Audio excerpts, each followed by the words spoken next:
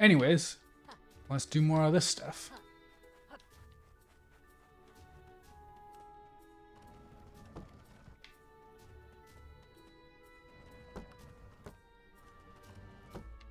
Yeah, it's fine if you got ad block.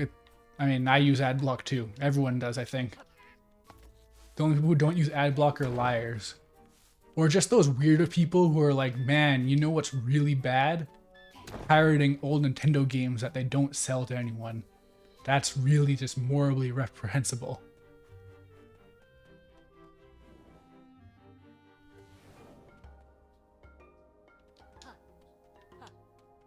Oh, they got dynamic music. It's like Banjo-Kazooie. I wish that, like, this is such an easy way for games to use their interactivity, and yet I feel like it doesn't happen a lot because it's so easy to just make it so that you have overlapping tracks that swap out for each other when it's suitable. But so often that just isn't what happens, and it's such, like I said, it's so easy because the biggest strength of a game is that it's interactive. And so not using that, even for something as basic as this, is just such a waste. Woo, Platonic. How do I get in? Do I go up there? Oh yeah, that's easy. Piracy is the only moral stance to take? It's very essential, honestly. Like, more checkmates. Wow, just right off the bat, huh? Nice, that's easy. It only costs 250? Oh wait, checkmates are checkpoints. And you lose your quills. I'll get used to these names eventually, I assume. But yeah, no, piracy is super essential.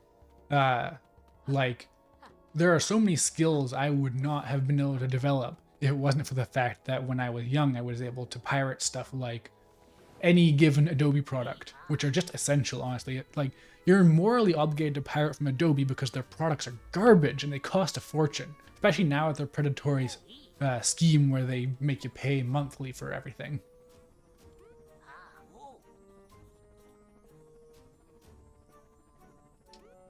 But yeah, like in the same way, like, even if it's a new game, if you don't have the means to get it normally, just pirate it.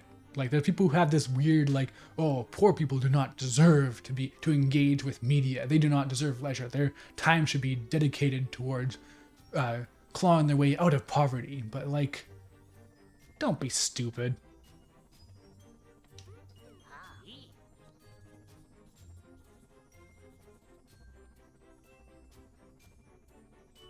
So these are the things that you collect in the original game, right? So this is just a monster fighting mission? That's... I don't know, is there more to this combat? Or is it going to be like a platform combat trial? Oh yeah.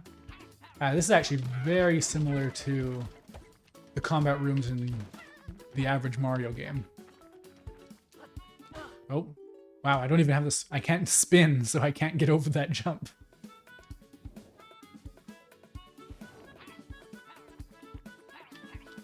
Yeah, no, that's a really common sentiment. If you can't afford to play games, don't play them. But, like, that's just so, like... It's such a pathetic stance that is literally only there for someone to, like, have this weird moral stance based entirely on money. It's like, oh, you're not owed entertainment from this giant company. But, like, you know, like any small company or even like an indie dev, usually they're just happy you're playing their game.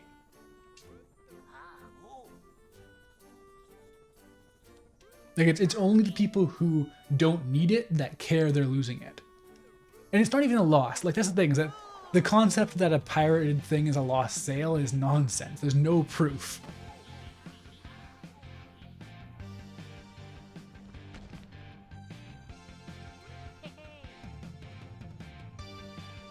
Yeah, Kendricks, you're right. You could buy it later, but also, even if you don't buy it later, if you really like that game or that movie or even that program, and they release a new like a sequel or a better program or anything like that, there's a pretty good chance you might buy it if you can. Because if you really like something, you're not gonna be, your first thought isn't gonna be, oh man, can't wait to pirate that. Especially because if it's new, it's really not gonna be easy to pirate in the first place. Like, you know, like Nintendo has their whole thing against emulation, and apparently you can emulate Switch games relatively easily, but that's their fault for making a super dated console, honestly. But like, they don't offer GameCube games in any real capacity. The first time Mario Sunshine has been released is a limited time Switch exclusive that's gonna go away in like 3 months. Like, it's all just a matter of controlling how people actually get to engage with their stuff. And if they're not going to actually, if they don't want people to engage with it, they don't get to control that. It's not their right anymore.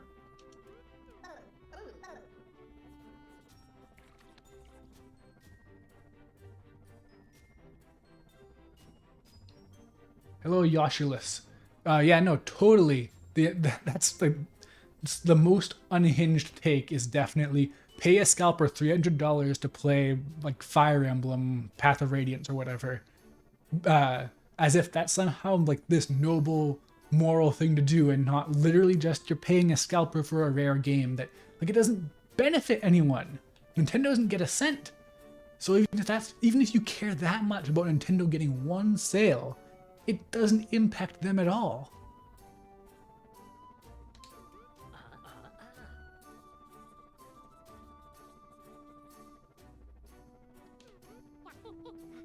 They say this machine looks ominous, but honestly, it just looks like a minion vending machine.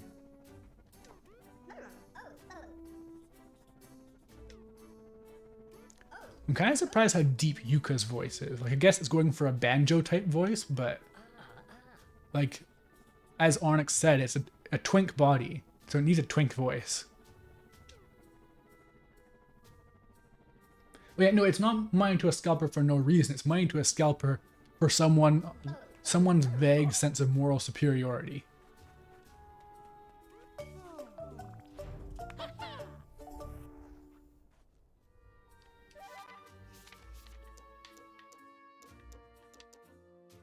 Oh wow, wait, I don't have any quills left at this point.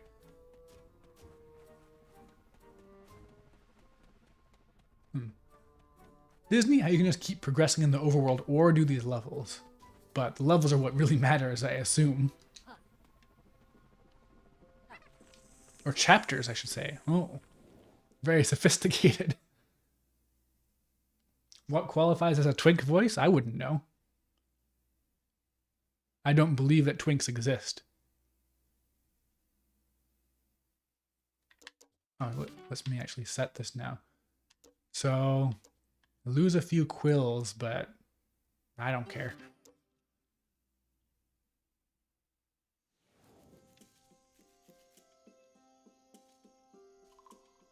People that are that big on moral superiority can go away forever? Yeah. Like, they're not doing anything useful. Oh, this big head thing really makes it look like an Xbox Live title from the 360 era. I'm actually also now remembering Bonk. Bonk's Adventure specifically. That was a game I got on the Wii Virtual Console back in that era when Nintendo actually had a decent Virtual Console. Remember that? The Bonk games are pretty fun. They're super weird, but super fun. And yeah, I believe they made a new Bonk game, and it was in a similar, like, mediocre quality to the... Whoa! Okay. It was a similar mediocre quality to the unfortunate Sparkster / Rocket Knight reboot, I think. And I'm pretty sure Sega delisted it. Or no, Konami. Yeah, it's weird.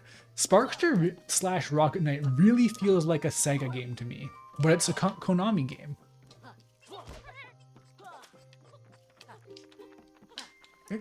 Come back. Why is it? Ah. I do remember when you could buy Super Mario 64 whenever I wanted. But you know what else I remember? You can now play a much superior version of Mario 64 because the source code got leaked. And people will be like, oh, that's so immoral. How could they disrespect Nintendo like that? And to that I say, I don't care. Like, it's a widescreen version of Mario 64 that has really good mod support. So, and people are adding 3D models that look like the old renders. Like, that's super cool. That's way more passion than Nintendo would ever put into a Mario re-release, because they have a thing where like, oh no, we couldn't dare to touch the perfection of these Nintendo 64 games. We won't have Ocarina of Time be 60 frames per second. Do you know how many more frames that is than the original?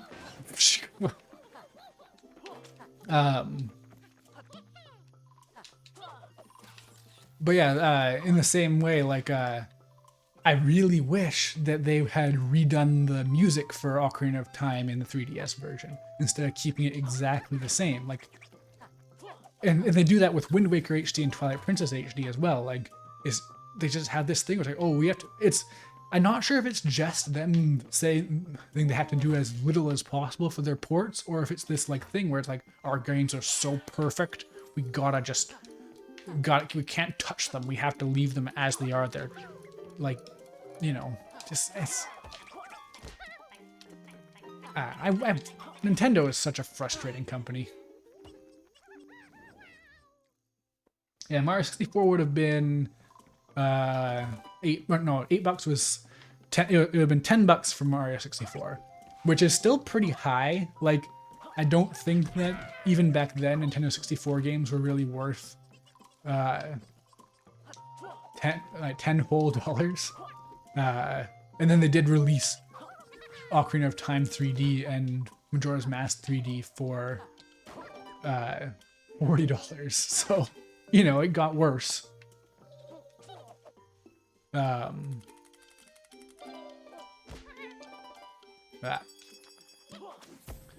yeah, and then like Super Nintendo games were $8 each. NES games were, could have used a Sonic Generations style warning platform, I think, but yeah. Yeah, so like the Virtual Console was honestly super overpriced, but at least you could actually play the games. You could buy the games and even keep them forever. Can you imagine? Like, I still have all of my Virtual Console stuff installed on my Wii U.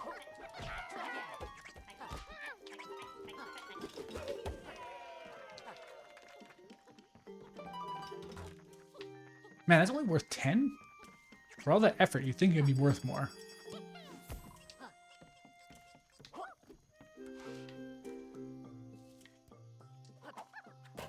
There we go. Yeah, NES games were $5, Super Nintendo were $8. And then it was a bit weirder with, what does this do? Ugh. That was a horrifying death animation. Yeah, like TurboGrafx games I think were $6 maybe. And then also they bothered to port Sin and Punishment, and that cost extra because it wasn't released originally in the US. So you gotta charge a premium for that privilege. That actually reminds me though, I almost had a chance to get the Wii Sin and Punishment game, Star Successor, for 99 cents. And that's such a rare thing for a Nintendo game. I really wish I'd just gotten it, but I missed the deal.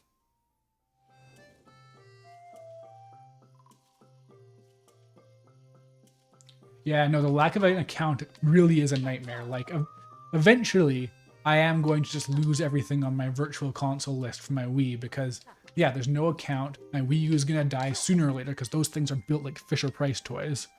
And then that's just gonna be the end of that. Luckily, despite Nintendo's best efforts, it's very easy to emulate all of those games. But that's the thing, is that they keep trying to shut it down and they make it more difficult. And but then it's like, they don't have a reason for it. It's literally just, well, we're Nintendo. We gotta make sure people can't access our games. Even now, like I worry about the Switch's ability to maintain like the stuff I've bought. I feel like it would take very little. Man, this is a weird tight jump. It would take very little for a Nintendo Switch stuff to just disappear, and then that's just the end of that. I feel like I've already heard some level of horror story about it where it's like something to do with like cloud saving or something, like something went wrong. And that doesn't surprise me at all because Nintendo just like, they're clearly just guessing at what the internet is. They don't actually know.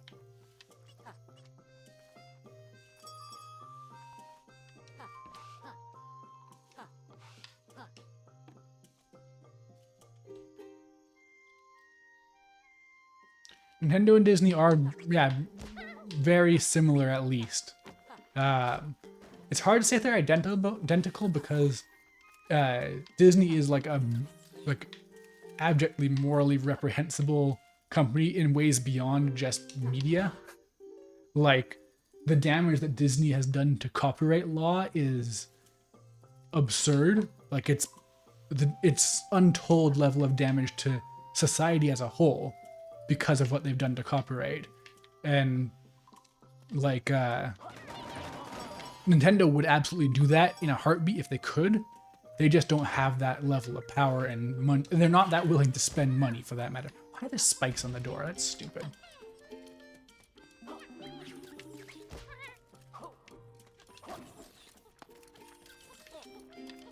Oh, come back. The hitbox for Laylee is actually weirdly tight. Ugh. Yeah, like I think the real thing is that Nintendo would do anything that Disney does if they could get away with it. And the only other thing is that there are still important members of Nintendo left who very clearly care about like the integrity of making games. And like eventually that will not be the case, and then Nintendo will be an irredeemable nostalgia factory, just like Disney. It's hard for you to cheer for Sony? Well, I mean, yeah, that's the thing is like, cheering for companies, like, the ideal is that companies should all be fighting against each other for us. They all should be trying to get our dollars by any means necessary.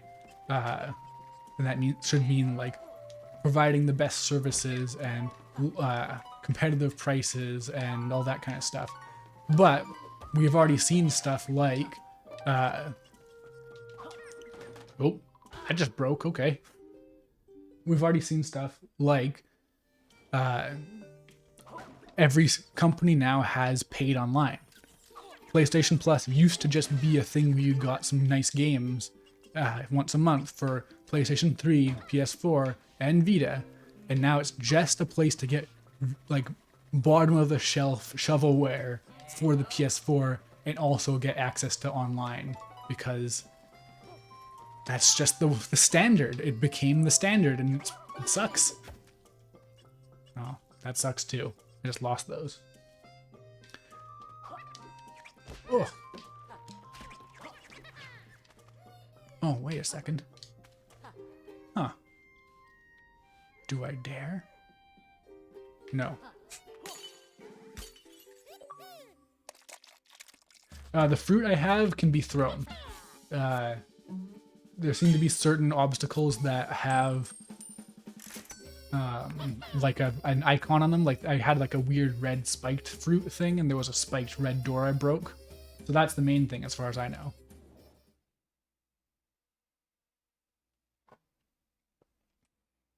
But yeah, like I can't even cheer for Sony because it feels pretty clear that they're trying to go just for that successful Western stuff they've been doing and really trying to push away from any of the Japanese stuff they make.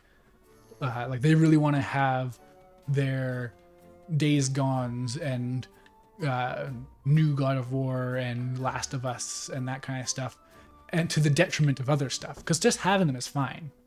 There's nothing wrong with more variety of games, but they really don't seem interested in it having the stuff that I care about from Sony. Because I don't particularly care about stuff like The Last of Us or Days Gone or whatever.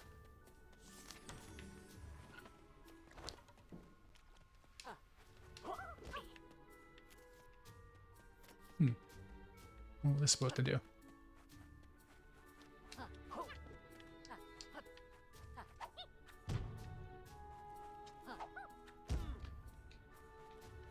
Oh, weird. It tells me to press LB and B to do a stomp, but I can just do that with jump, which is way more intuitive. That's just how it works in like Mario. Well, no, Mario's just the trigger, but still. Oh, man. Need some water.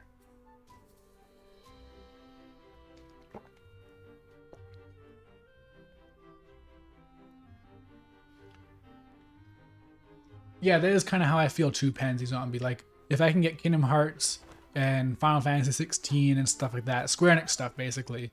If I can get that on Xbox, then like there's nothing really with Sony that's drawing me back. At the same time, I don't really think I have much of a reason to care about the PS5 or Xbox at this point. But I will as soon as Final Fantasy 16 comes out, probably. So. Yeah, I hope that doesn't. I hope that's not coming out next year because I don't want to spend like 600, 700 Canadian dollars just for that.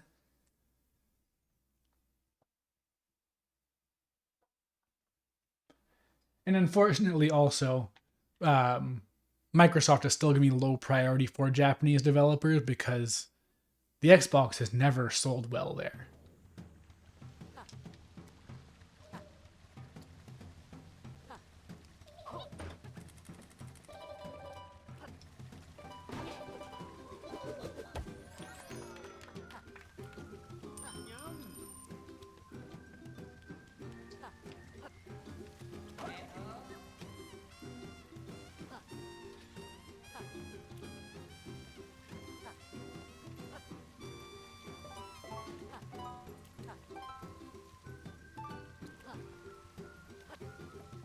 Oh no, it's getting away, I think. Nope, never mind. There we go. I did it. There we go.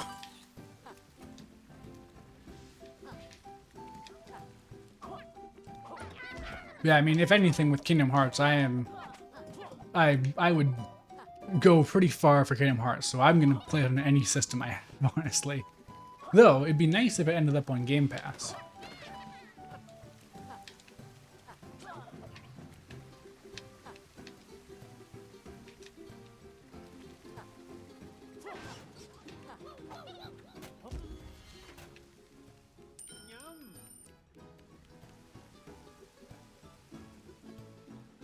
Oh yeah, no, the new Sony store sucks, and apparently, it's because they have an app they want people to use. So people are thinking that they made the new web store bad on purpose, so people use their app instead, the Sony app or whatever it's called. Because yeah, no, the new store is just really bad, and also doesn't have their old games because Sony really does not care in the slightest about their history. Like, apparently there's a game like Astrobot that comes with PlayStation 5 that's a super big celebration of Sony's history. It's like, man, the people who actually work at Sony must still really care about Sony as a company slash brand. But Jim Ryan, I think that's his name at least, the guy who's like, why would you want to play a PlayStation 2 game? Those look ugly. Everyone knows that the main reason people play a video game is to look at something pretty and all sorts of other stupid stuff. Can I aim up? There we go.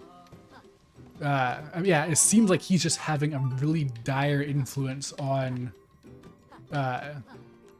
Sony as a whole. And unfortunately, he's probably having his points proven by stuff like Days Gone selling 12 million or something insane like that. Like, really unreasonably high levels of success for something that it left no impact on the world at all, as far as I'm concerned. Like, the most important thing that game ever did was spawn the hashtag FreakerGang. It is cute how Yooka makes a little ooh sound every time you find a secret. Oh, there goes that. It's even worse than usual. There, no. Man, Hitbox is tight. Do you have to like hit Yuka's nose?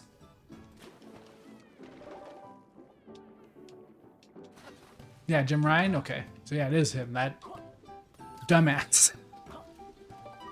Like, there's no two ways about it. He just has no idea what he's talking about. And he's in charge of Sony, to some extent. And the app is very good, then yeah, that definitely supports the theory that they made a bad app on purpose to get people, or a bad web store to get people to instead use the app. That's a pit? How am I supposed to know that? No, even before I turned on big head mode, it's just been very difficult to land on. Oh, jeez. Oh, I nudged forward slightly and turned my tail swipe into a roll.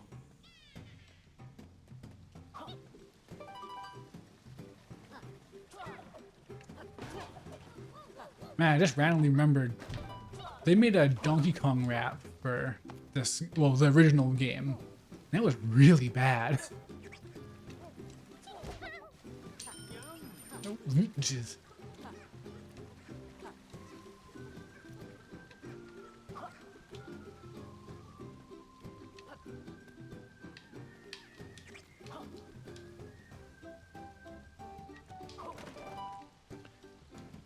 These levels seem pretty, like, complicated or dense or something in terms of the amount of stuff you can find, which I imagine is pretty fun for people who have the mind to go out and find all these things. I'm the kind of person who eventually would just resort to a guide. Like, I'd replay a level, like, once, maybe. Like, I replay levels generally to, like, do better at them, not to find stuff. Like, I like playing Sonic levels and beating my time more so than replaying a Sonic level to find red rings.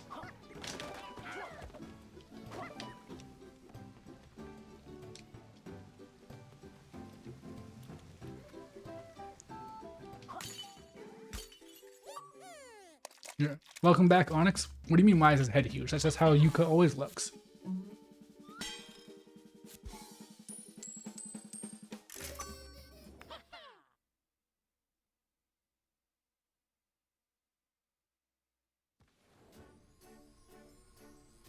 Yeah, I know, exactly. You 100% can't force the DK rap.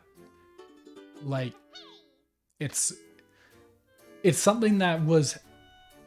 The DK rap, I don't know, I have a hard time calling it outright bad, because it's not really bad. It's just them doing a fun little silly thing at the time. And then...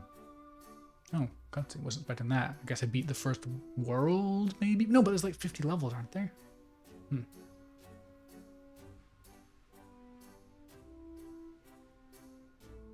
You don't get the name Apodave? It's on the tip of my tongue, but there's some Apa word that relates to bees. Man. Oh, I know this, but I can't... Or is it just aphid? But no, there's something like... Oh, I can't remember though, that sucks. I bet there's a wiki that explains it though.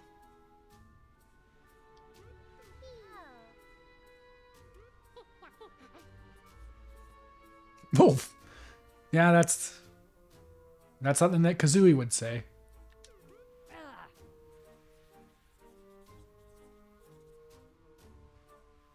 Yeah, Laylee, you're not supposed to acknowledge the fact that the last game was mediocre, allegedly.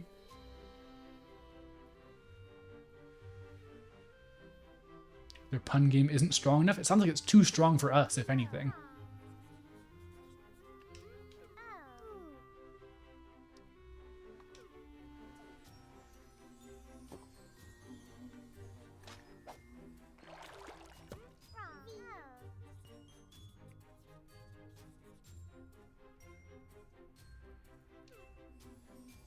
And yeah, the naming for this stuff really feels all over the place. Like, I don't get why they went with just bees for everything. It's like that's the level of a gimmick for one level in Mario, not an entire game, I don't think.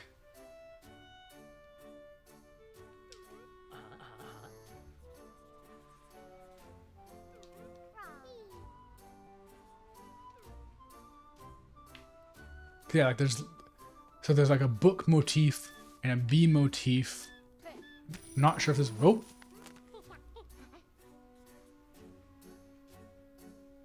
Huh.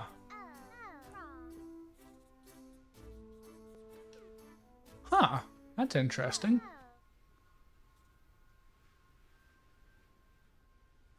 Yeah, that's really neat. Gotta check this out.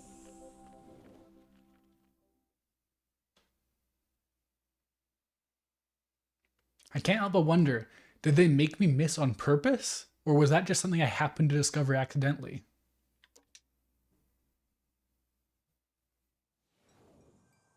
Because this is a super neat idea.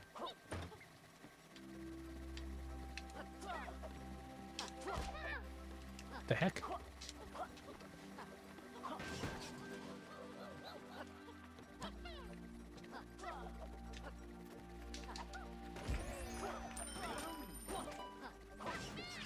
Like, I love the idea. Like, they'd have something like that in... Which Mega Man X was it? One of them has a thing where... Was it the first Mega Man X? Either way, there's a Mega Man X game where beating certain levels causes changes in other levels. So if you beat them in certain orders, you get different results. And that's such a fun idea. I love stuff like that. So in the same idea, if you can, like, cause stuff to happen to the worlds by interacting with them on the outside, that's super fun. I love the idea. This is something that Nintendo will probably eventually rip off.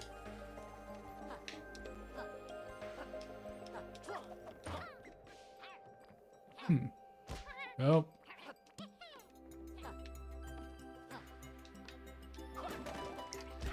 Does anyone else struggle with identifying... Oh, there's some weird spiked doors.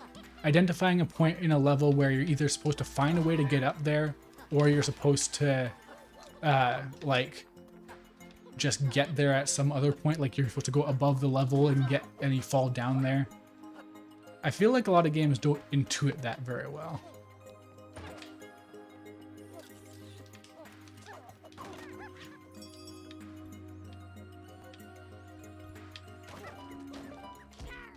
This is a good way to reuse assets too, because I'm assuming this game wasn't made on a massive budget. In fact, even saying it wasn't a massive budget is probably an overstatement. Let's be frank. Oh, jeez.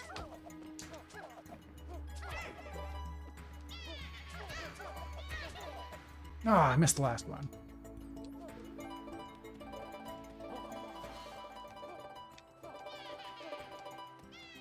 Actually, I wonder.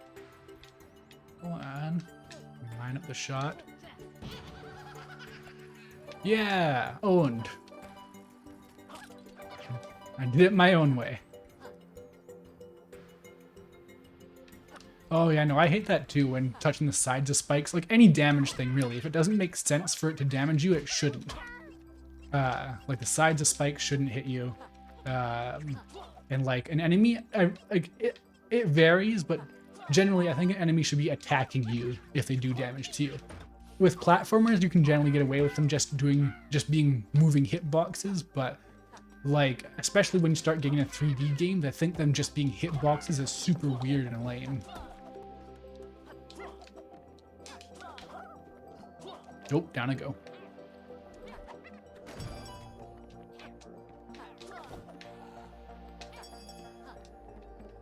Oh, geez. Oh, geez. I thought that was a red one, but it's a pink one.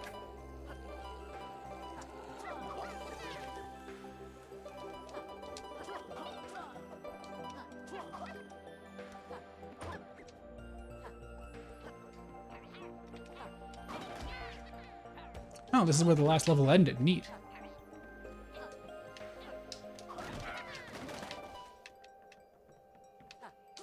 How do I get up? Let me up! Nope. Oh, yeah, nice. I did it.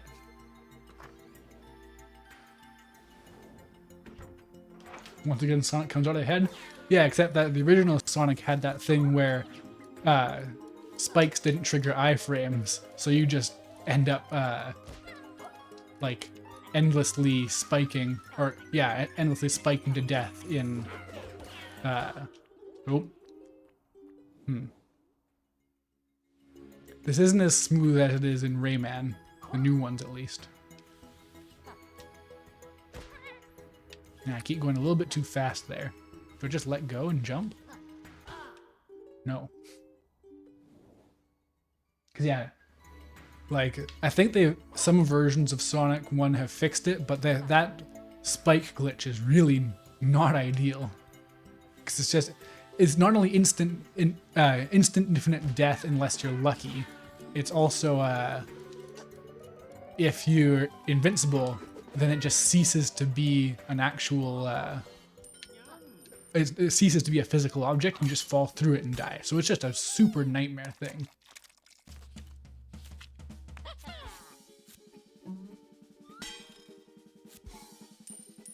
Waspinson.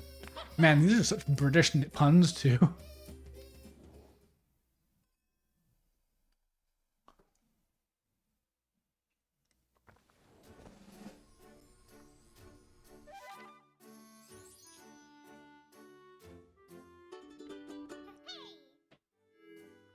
Is Platonic British?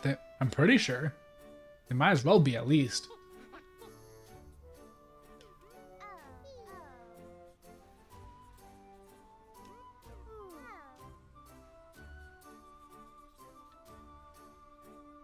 So every chapter has its own variant, I suppose.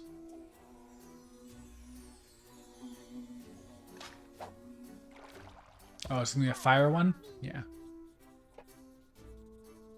It is gross. British people. They need to be kept in line. Let's just leave it at that.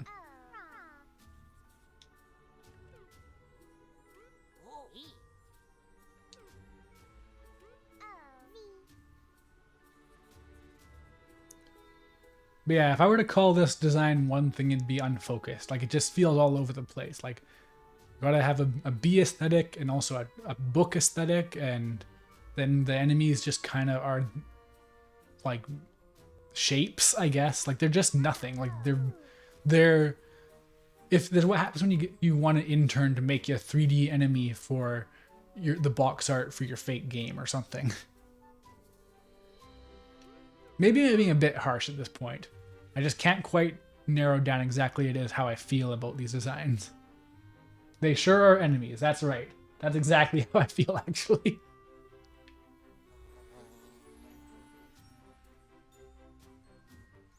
So, the real question is, if you burn a level, does the book just burn up?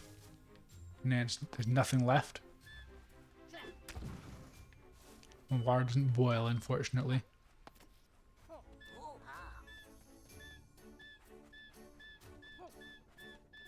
Nope, can't get to anything else fast enough. I'm curious what fire does, because I feel like that's a much more destructive thing than freezing.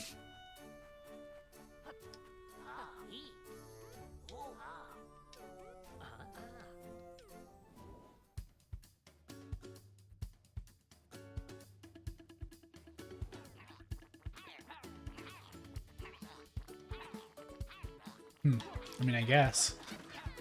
These are kind of like nothing.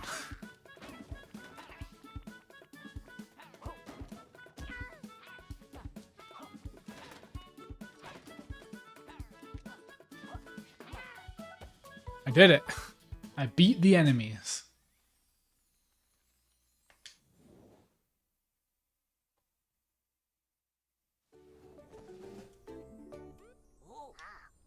Like, the reward that these give you feels disproportionate to the amount of work you have to put in.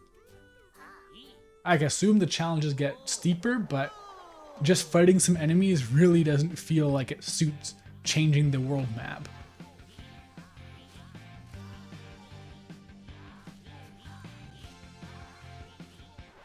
At least it's got this music.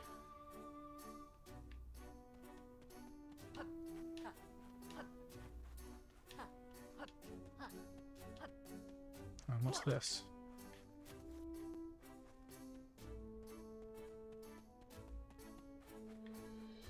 I better experiment with it before I go down there. Oh, Looks like they're just platformer thing, like trampoline things, I'm guessing. Going by the position. Yep. Yep. There is stuff I forget about. A lot of my YouTuber friends have taken to looking at how people view games on the outside, like when they're not big into games. And like, there is a lot of stuff that gets taken for granted because you start to get a sense for game design one way or the other. Because, you know, there's good ways to do certain things. There's just setups you do that are just accepted good game design. And but like when you like, I like watching my nieces and nephews play games in the same way, because there's stuff that it's like such a weird conclusion to draw for anyone who's actually into games, but I need 15. How many do I even have?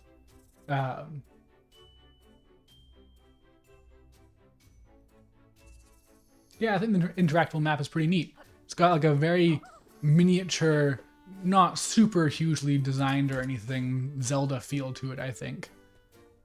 But yeah, I like watching my nieces and nephews play games because they have such weird expectations and things that they think in terms of what they should be able to do in a game.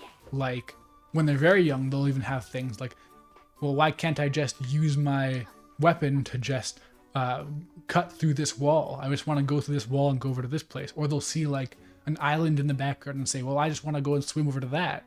And like not understand that they're playing a 2D platformer and can't go backwards towards that island in the background. Like, I don't know, a big thing in general with...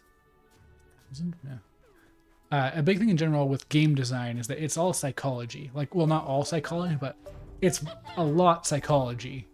And there's so many things that like people don't think about because you're usually coming from a place of high familiarity.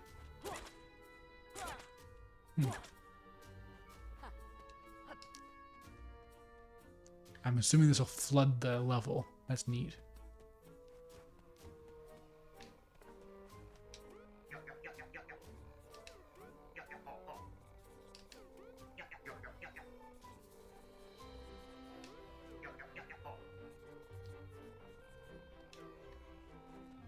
Okay, buddy slam ahead, I guess. We'll get there eventually. Oh, hey. There's a bee that's outside the actual levels. So I guess there aren't actually 50.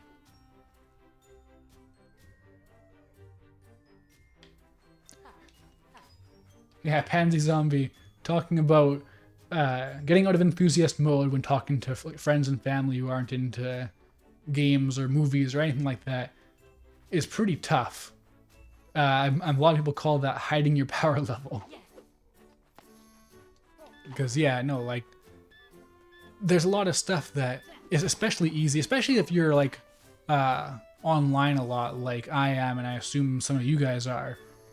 Because it just starts to reach a point where it's like, oh yeah, no, these things that I say are actually, they come off really insane to people who aren't hyper online like me. Like my sister was talking about something cute her dog did. And I said, yo, and she just looked at me in confusion. Because yeah, people like, she's also a fair bit older than me, but like, yeah, that's not something that people really say.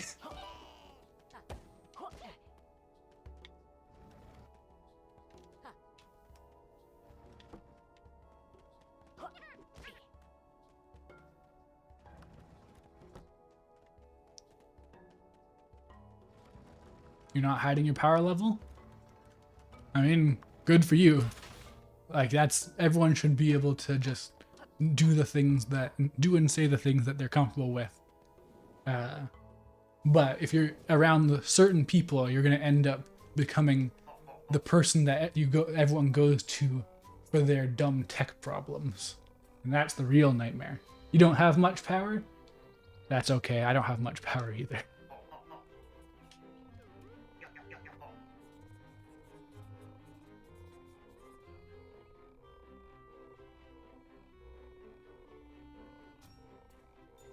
You hope you're not forgetting how to speak offline? I mean, that's a valid concern.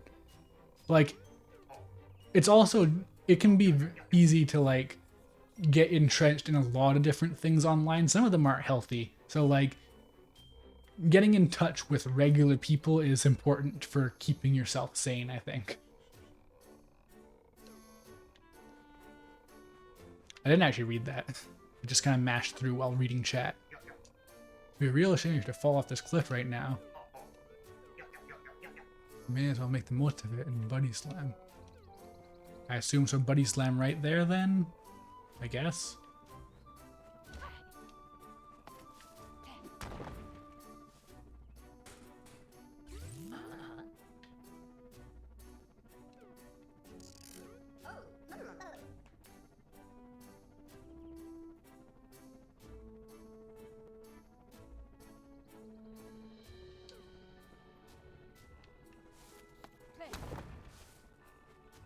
Alright, I guess I'm gonna do a buddy slam. So I assume that's gonna just an arbitrarily height-based one. So what was that? What did I get? Probably shouldn't spend quills right now because that key needs 1,000. No longer lose coins when Yooka dies. That just feels like it should be a thing by default. I don't like losing stuff like that just because you die. Punishments for death in general are kind of dumb, I think. Like, people say it's important for it to make it feel like it matters, but I feel like the thing that matters is actually just, like, doing it and getting it done. Because redoing the thing that you've already shown you can do doesn't mean much beyond the fact that you have the free time to do it. Which I guess is a kind of a mentality for older people. And it's not something it's definitely not something I felt when I was younger. But I mean, I don't want to age myself even more, so I'm going to move away from this topic.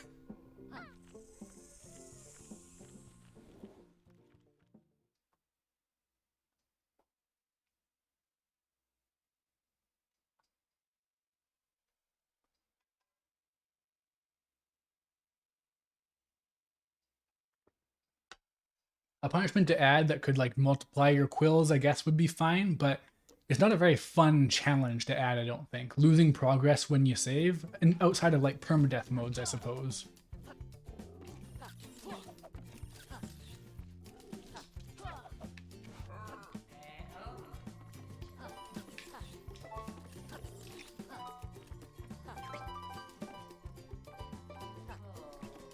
Oh, it's just getting stricter and stricter as time goes on.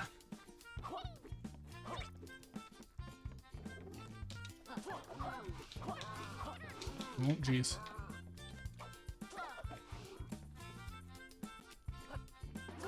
And like these are sure are enemies, I guess, but they could be in like anything. Nope. Man, the iframes are really getting me actually. Like they're not even like a second.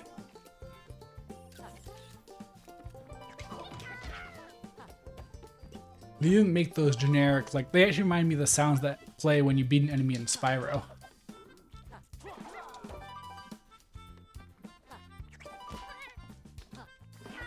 Ugh, man, that enemy bounced me up right into my doom.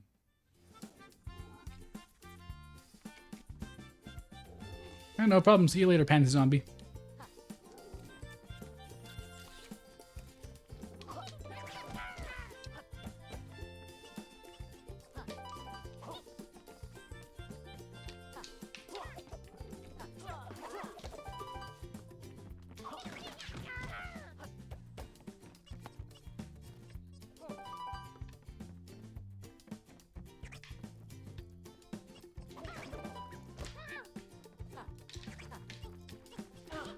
Man, I got...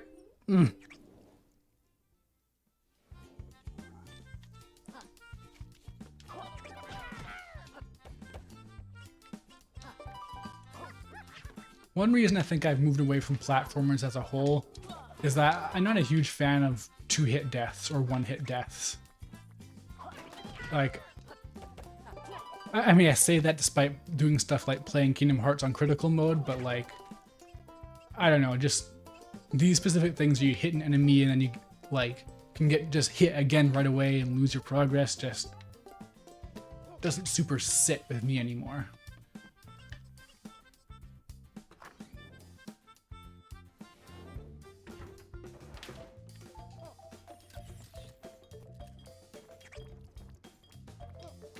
How do I use?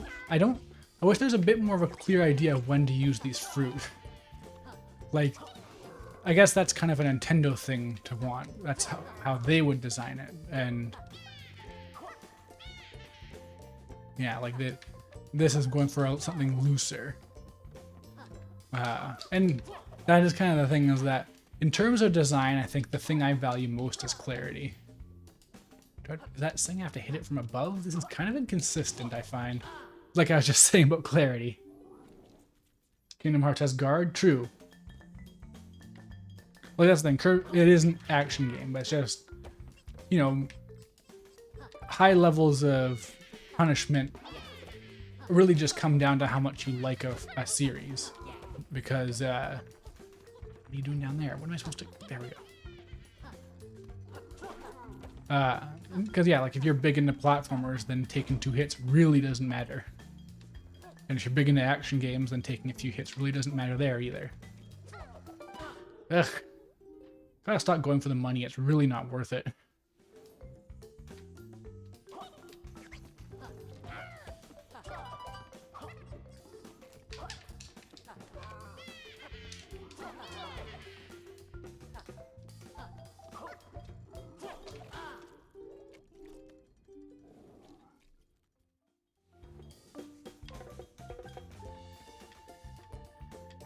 Yeah, and just... Yeah, I don't know, like, this is something I've kind of grown out of with, like, 2D Mario, too, where you die, and then there's, like, the exact same motions you have to go through to get back to the point, because, like, I want to get that quill right there, because it's a quill, and you need quills to buy stuff, and you have to wait for the spire to come down, because otherwise it'll hit you, and just... I don't know, like, you can do it a bit faster, but with, like, something like Sonic, there's way more you can do to optimize what you're doing, so I think it's way more fun and valid to...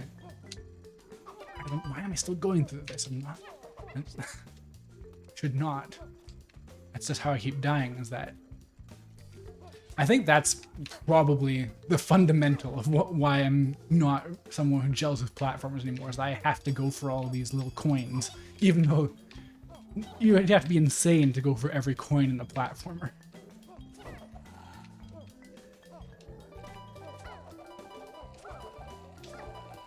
I mean, you literally can't get all the coins here. Like, it's the premise. They disappear too fast. Oh no. Okay. Had a little bit more time than I thought.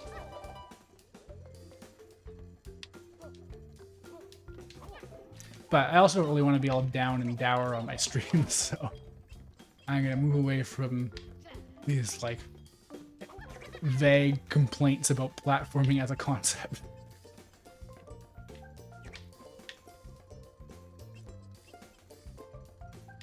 Though unfortunately I don't have a ton to say elsewise, because the story isn't anything notable, and the aesthetic isn't anything really exciting to look at either.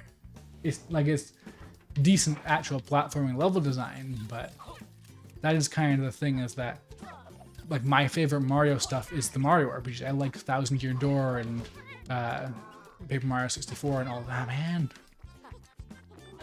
God.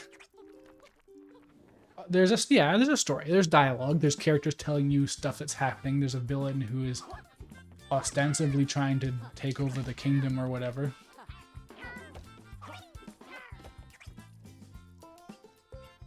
Like, it's about on the same level of an excuse plot as a Mario game. It's just that Mario has a lot more charm from moment to moment, I think. Like, the charm here is meant to be this typical former Rareware, like,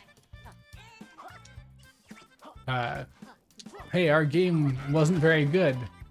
Hey, Laylee, that's rude of you to say that. You should instead not break the fourth wall. That kind of stuff. That, I mean, and then just also British humor, I guess. Why can't I break this? Why can't I break this? All right.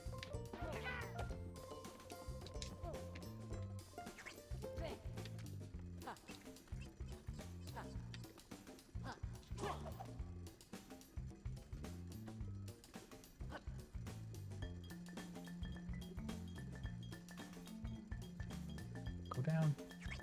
Thank you.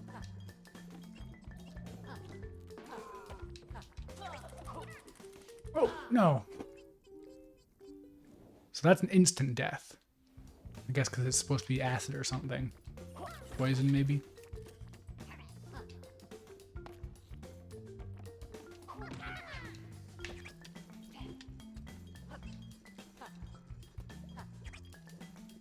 Yeah, things always come down fast enough that you can't go right away.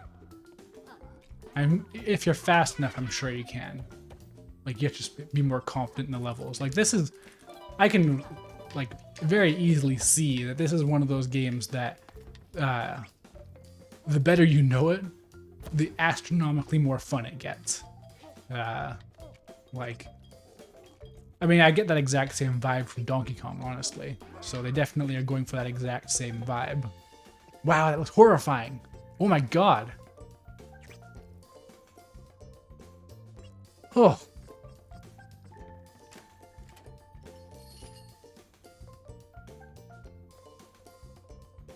I do say this a lot, and I do still wish that Paper Mario could be good again. That would be really nice. Instead of them continuously sticking with the exact same... Oh no, this is super dangerous. The exact same flawed concept and arbitrary restrictions. Like, I'm pretty sure Miyamoto doesn't have his boot to their throat anymore. But they just keep on going. And, like, they don't have to, I don't think, but they choose to because they're... Like, they don't want to admit that they made a pretty bad mistake in killing their franchise. And people will say, like, oh, but it's what they want to do. But, like, I mean, for one thing, the person who is responsible for the tone and stories of the old Paper Mario games is, like, seemingly less involved now. In fact, I think they left. It's like, yeah, no, like, you can't convince me that the old Paper Mario games weren't something they wanted to make, and their real goal was to make some mediocre kind of story-like take on New Super Mario Bros.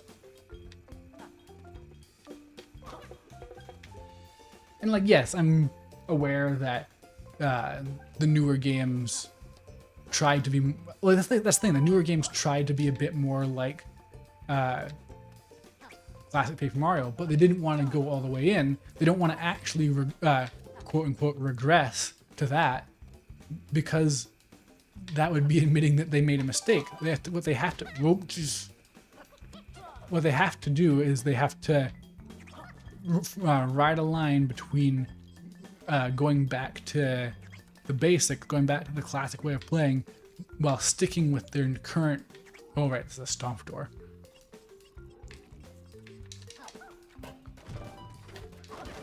Oh, no! Oh, I'm glad you can jump after you fall off. Otherwise, it'd be a nightmare. No! Why did I do that?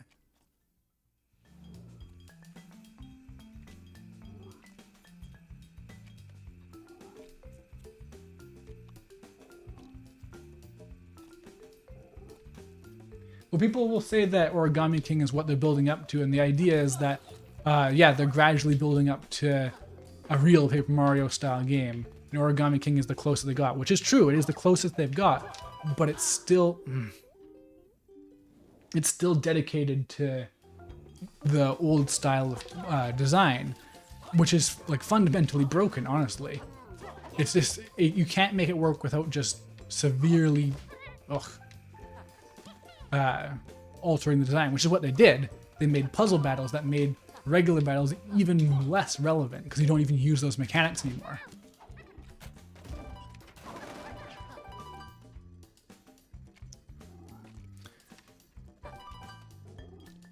Yeah, like, it's just a super rough overall situation where, you know, you can point at it and say, yeah, these games are getting better, but the reason they're getting better is because they're taking cues from the much better games they already had. And if they had just, like, not moved away from it in the first place, these wouldn't be like, if you read it backwards, or not backwards, but out of order, then Ivan Lynn. Okay, that's pretty close. That's a pun, I think, allegedly. If you look at the Paper Mario franchise with the two trilogies backwards, they lead into each other. Because Sticker Star, it can be like the first attempt, and it's really mediocre and just not really worth. Like it's like, oh yeah, you tried to make a Mario game with a story, but it's super basic and not very good. And then Color Splash, like, oh okay, you try to make it a little bit more interesting, but it's still the same kind of flawed bad idea. And then Origami King is like, oh, this is actually kind of interesting, and you're really trying to take the gameplay into some other direction. And then if you make Paper Mario 64, the one that comes after that, it's like, oh yeah, now you're really starting to get it. You got real mechanics going, and the story is like a lot more focused and sincere, and there's actual characters with designs. There's fun stuff like the Koopa Bros and 1000 Year Door. Oh man, they really would knock it out of the park with that one. They took the mechanics to a new level, and there's all these crazy fun characters in a unique location. And Super Paper Mario is just completely different, and it's completely off its rocker, doing nuts stuff like killing Mario, and he goes to hell, and that's the level. Like, it's weird and kind of sad that that's how you can view it.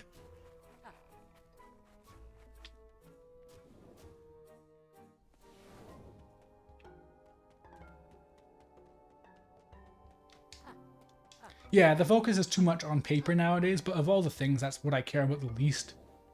Because, like, if they made another 1000 Year Door quality game, or a Super Paper Mario quality game, and mechanically, well, you flood you flood it with enemies. Ooh, that's,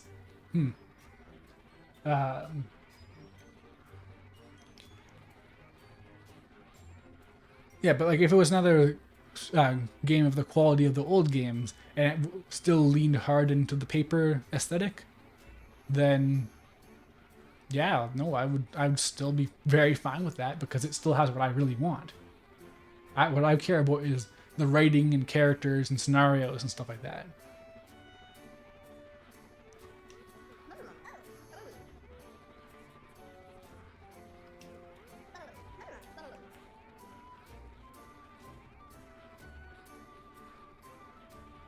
I wouldn't say it's the least important part, because it is called Paper Mario, and they've changed what that means for the franchise. So now it's everything, because that is how Nintendo designs their games. We have one gimmick, and the entire game has to be focused around that. Like, I keep bringing this up I think I brought it up on like 2 or 3 streams already. We have a game where the gimmick is that it's a Zelda game, but you change your outfits. So in this game, Link has to go to the Fashion Kingdom to save the Fashion Princess from the Fashion Villain, because we can't have a game with more than one concept in it.